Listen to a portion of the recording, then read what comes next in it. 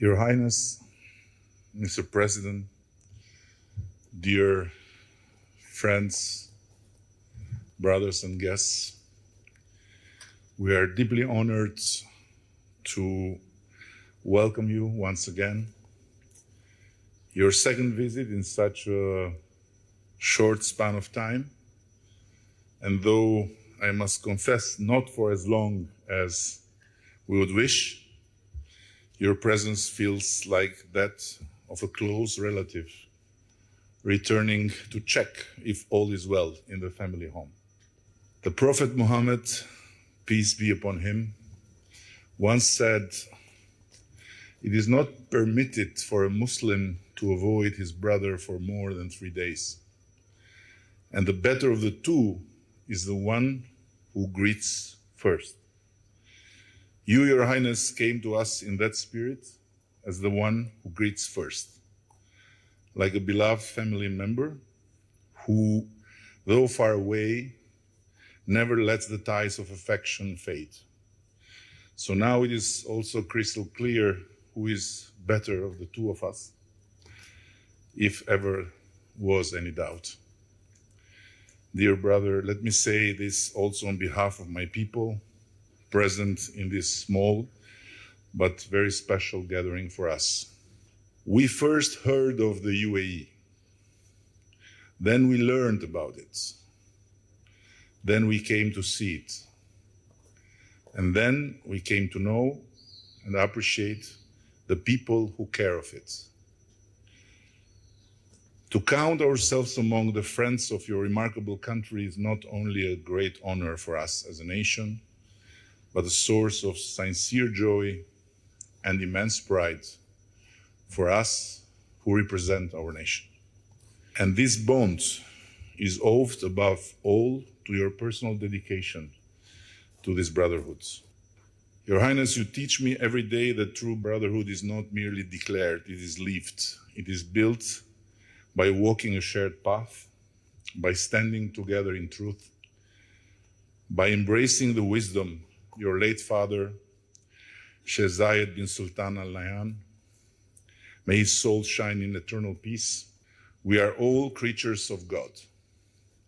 I had the privilege of hearing from you during our very first meeting how your father lived those words during that unforgettable moment when hundreds of thousands of Albanians fleeing ethnic cleansing poured from Kosovo into Albania.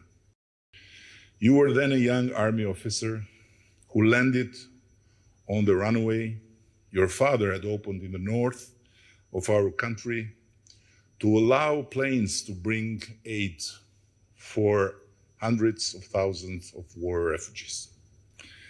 And you shared how he called you every evening to ensure that the refugees, regardless of religion, were being fed and cared for as equals in the eyes of God.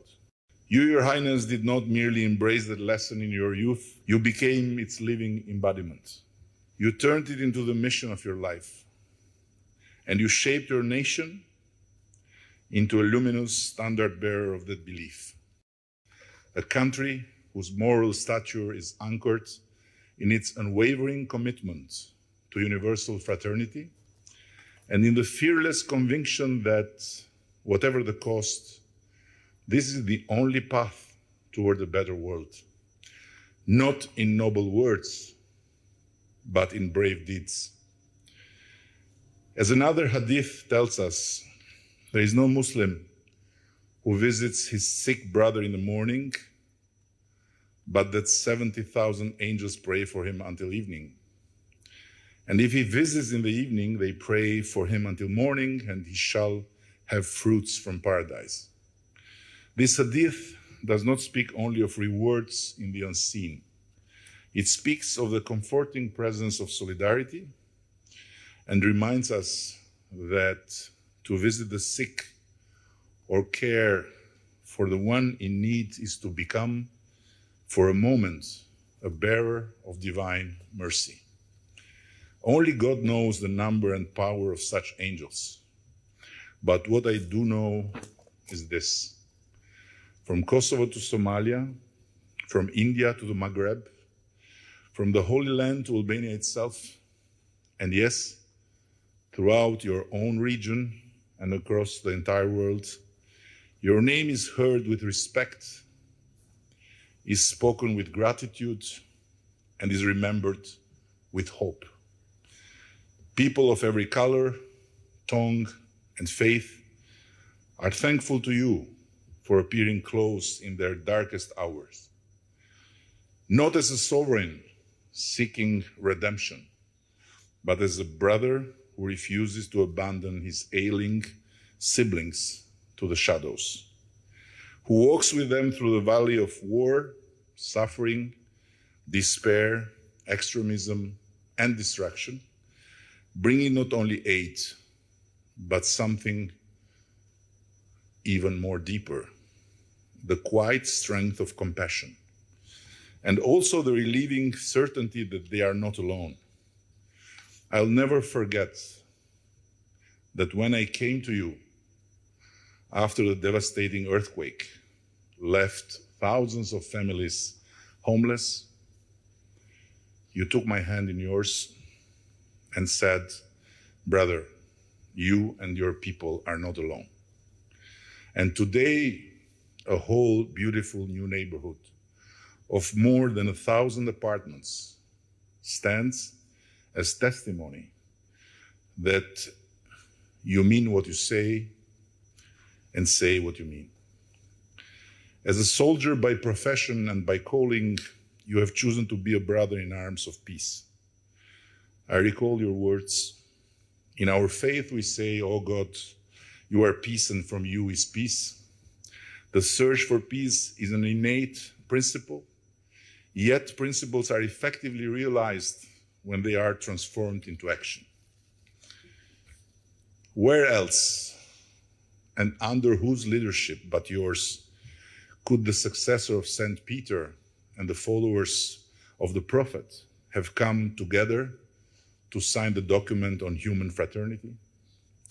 And how could the Abraham Accords, not only vital to the Middle East, but also inspiring to the world, have taken shape without your courageous commitment and genuine love for peace? Few may recall it, but the Sunnah teaches that when you love your brother for the sake of God, you should let him know. A man once told the Prophet, peace be upon him, "O messenger of God, I love that man." The Prophet said, "Have you told him?" "No." "Then go and tell him."